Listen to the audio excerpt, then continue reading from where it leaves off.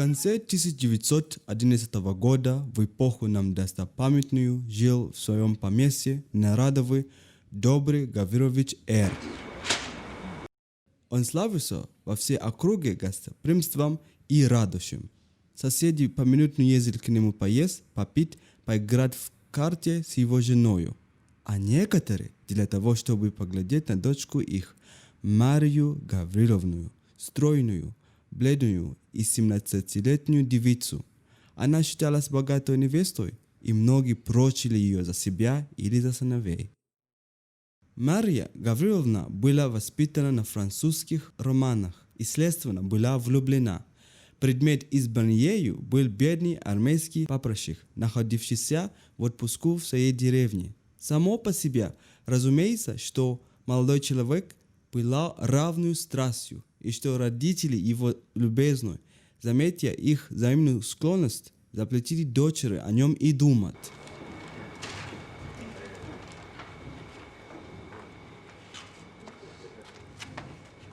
Владимир Николаевич в каждом письме умолял ее предаться ему, венчаться тайно,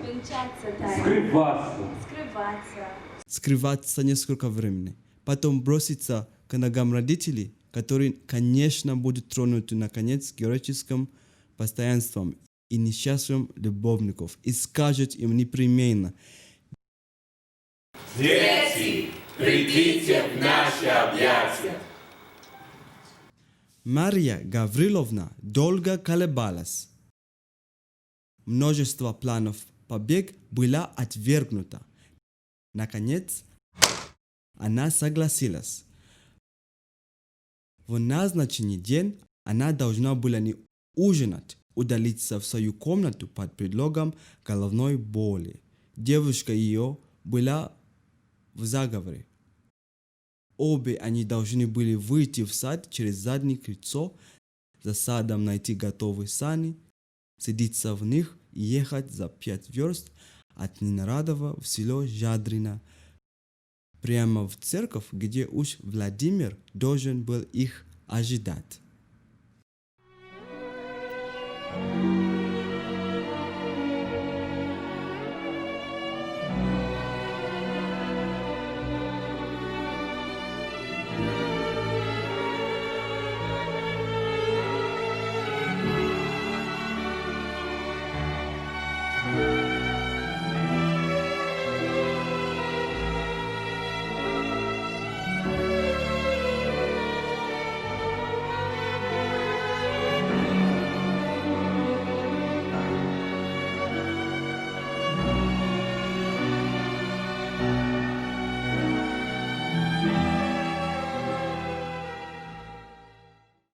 День прошел благополучно, но в ночь Маша нельзя не могла.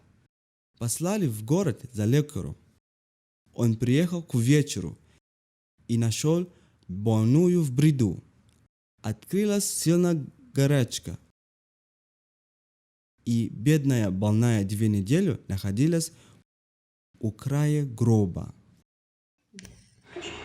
Все плохо. Мария Гавриловна сама в беспрестанном бреду высказывала свою тайну. Владимир! Владимир!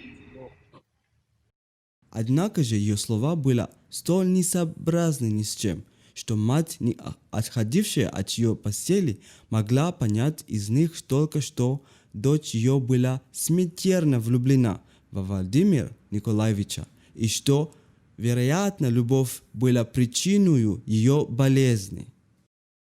С огнем не объедешь. Бедность не порог. Жить не с богатством, а с человеком. Смелым и щедро. Между тем война 1819 года Всеслава была окончена. Полки наши возвращались из-за границы. Время незабвенное, время славы и восторга. Как сильно билось русское сердце при слове «отечество», как сладки были слезы свидания. Женщины, русские женщины, были тогда бесподобны. Обыкновенная холодность их исчезла. Восторг их был истинно упоителен. Когда, встречая победителей, кричали они «Ура!». Мчатся тучи, вьются тучи. Невидимкою луна освещает снег летучий.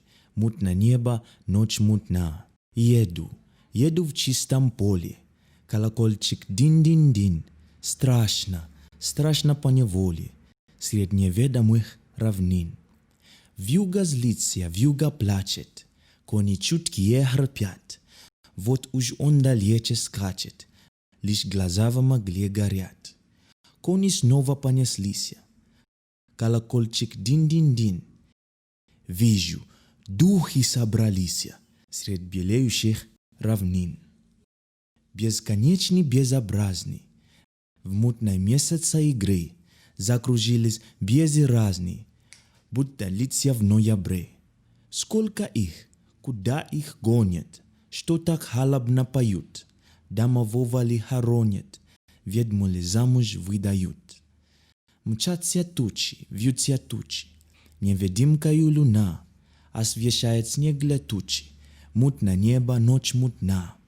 Мчатся бесы рой за роем, в беспредельной вышине, визгом жалобным и воем, надрывая сердце мне.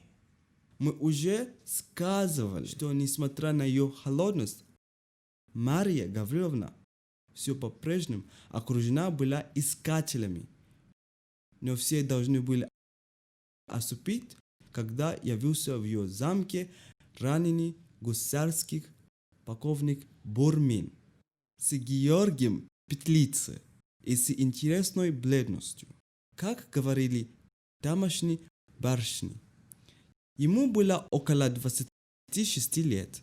Он приехал в отпуск в свое поместье, находившееся по соседству деревню Марии Гавриловны. Мария Гавриловна очень ее отличала. При нее обыкновенная задумчивость ее оживлялась. Я вас люблю.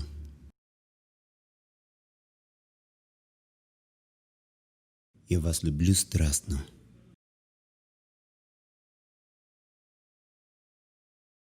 Я поступил неосторожно, предаваясь милой привычке. Привычка видеть и слышать вас ежедневно.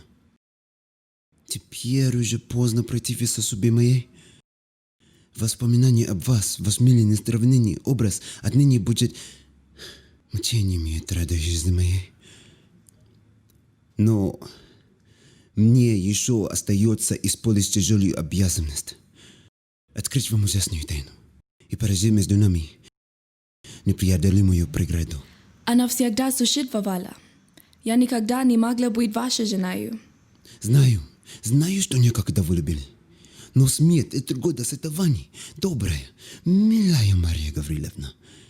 Не старайтесь лишить меня последнего утешения. Мысли, что вы бы согласились и сделали мое счастье, если бы... Нет. Молчите, пожалуйста, ради Бога молчите. Вы терзаете меня. Да, я знаю, я чувствую, что вы были бы моею. Но я несчастное создание. Я женат.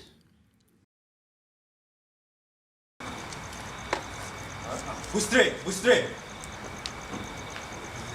Прикажете начинать?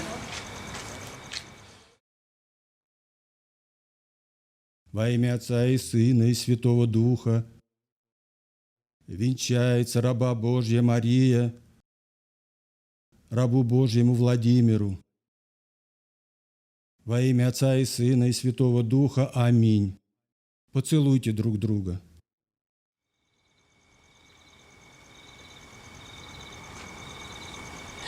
Не он! Так это были вы, и вы не знали меня.